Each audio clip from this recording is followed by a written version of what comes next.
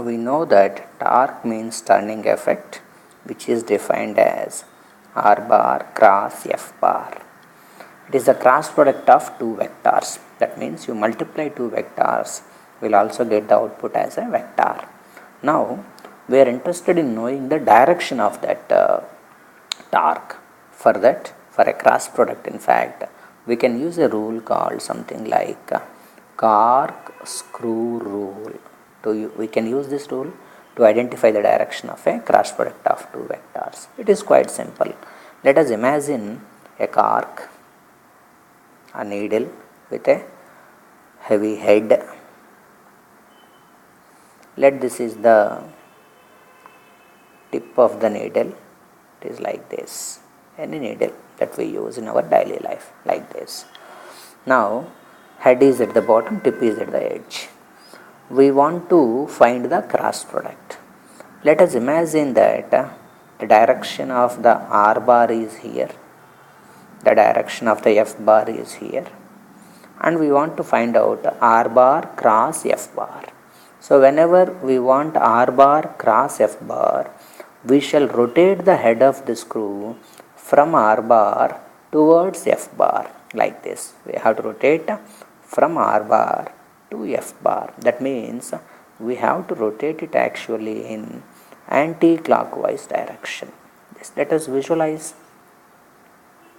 You try to visualize it from R bar to F bar. If you want to move, you have to turn the head in anti-clockwise direction. When you turn the head in the anti-clockwise direction, it will be obviously the screw will be moving up like this. So can I say the tip of the screw will move upward like this? The direction of the tip of the screw itself will give you the torque. So how to find out the direction of the torque? If you want to know the direction of the torque, rotate the head of the screw from R bar towards F bar. Then the tip of the screw can give you the direction of the torque. And you might have noticed that R as well as F are in one plane. Are in one plane. And the tip of the screw motion, like in which plane? In the plane of that head. And we know that the tip of the screw is in the perpendicular plane, isn't it? When the head is in one plane, tip move in a perpendicular direction. So tip is in the perpendicular plane. So what we can say is the direction of the torque is perpendicular to both R bar as well as F bar, right? So we can use a rule called corkscrew rule. The rule is simple. What it tells you is if head of the screw is rotated from R bar to F bar, then the tip of the screw will give you the direction of the torque. That means if you rotate the head of the screw from R bar to F bar in an anti-clockwise direction, tip of the screw will move in the perpendicular direction in the upward direction. Let us imagine a kind of situation like you are having the screw. Let this is the head of the screw. This is F, like we have shown earlier. This is R.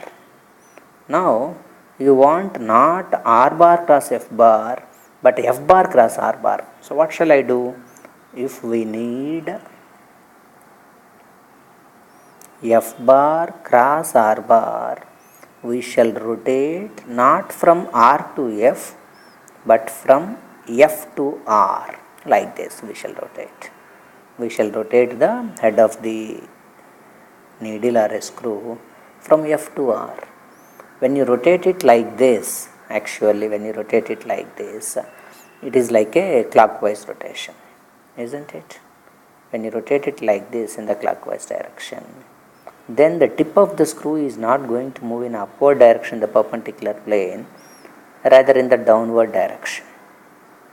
Therefore, the torque in the second case is opposite to the torque of the first case. Therefore, cross product is not a commutative law like R bar cross F bar. In terms of magnitude, is equal to f bar cross r bar, but the direction is different, direction is opposite to each other. So we can say r bar cross f bar is minus of f bar cross r bar. Each one is a negative vector of the other vector.